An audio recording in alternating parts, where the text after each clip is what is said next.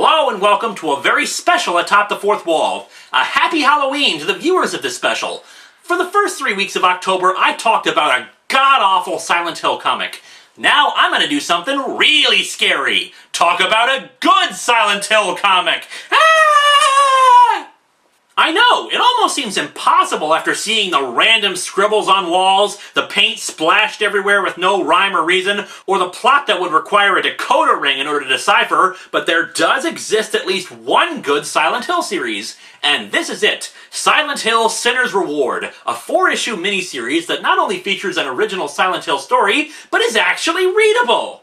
I'm not going to spoil the whole plot for you, but we're still gonna dig into Silent Hill Sinner's Reward. Welcome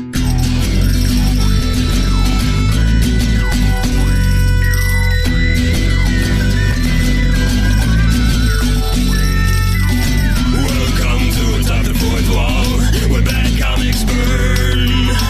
Linkar's gonna teach you all a lesson you won't learn. Brodsky, you're not the smartest. Life out, you're not an artist. Anyone who's had a bad comic published, it could be your turn. Linkara, he's a man punch, wears a birdie hat. Linkara, he has a magic gun. Where'd he purchase that? Linkara, coins, robots, Amazons and trucks. Linkara, this comic sucks. Linkara.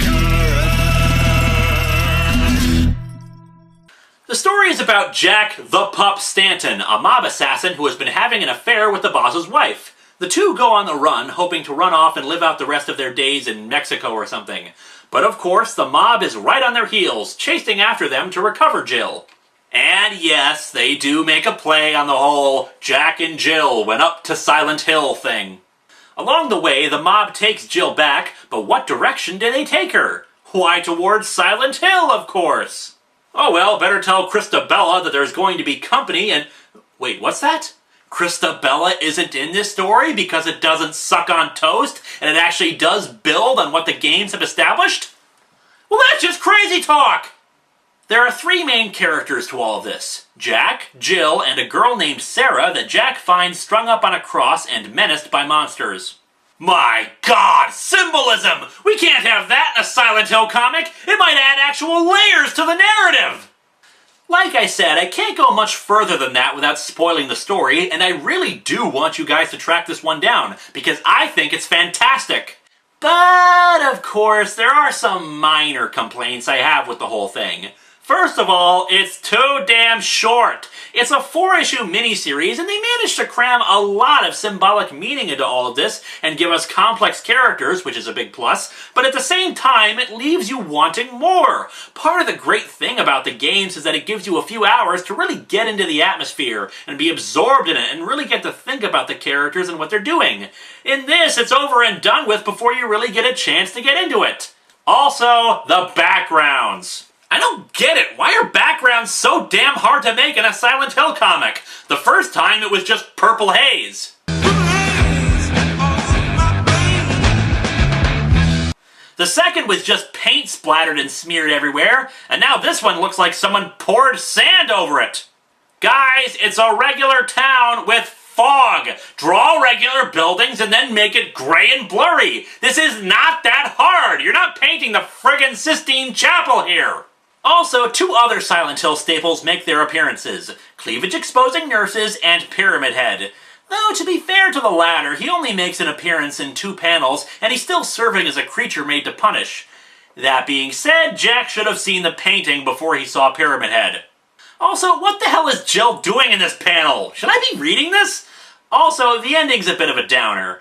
One of the great things about the alternate endings of the games was how you could either hate or empathize for the person you're playing as, and there were several options for things to go. However, this ending just kind of feels glum.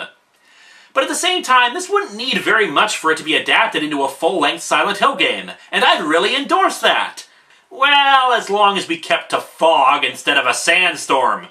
Unless, of course, we wanted Pyramid Head to raise his great knife into the sky and yell, "Father, the sleeper has awakened!" So yeah, You want a good horror comic recommendation? Check it out, because this comic doesn't suck.